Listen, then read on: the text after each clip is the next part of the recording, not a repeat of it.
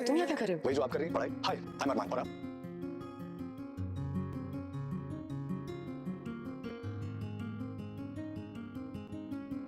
कविता, नहीं अरमान, तुम प्लीज। एक बार मुझे और मेरे प्यार को मौका देके देखो कविता। मैं तुम्हारी सारी शिकायतें दूर कर दूंगा। ये रिश्ता क्या कहलाता है के आने वाले एपिसोड होने वाले हैं ज़बरदस्त दोस्तों।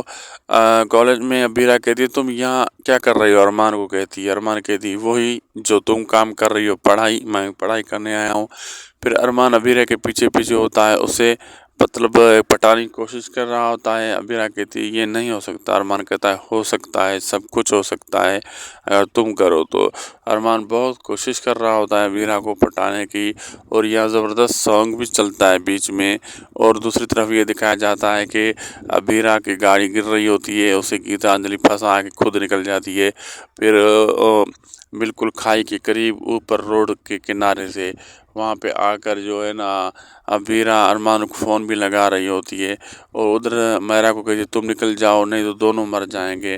फिर मैरा गाड़ी से निकलती है और अबीरा वहाँ फंसी हुई होती है। अब आगे देखना मज़ेदार होगा क्या क्या होने वाला है।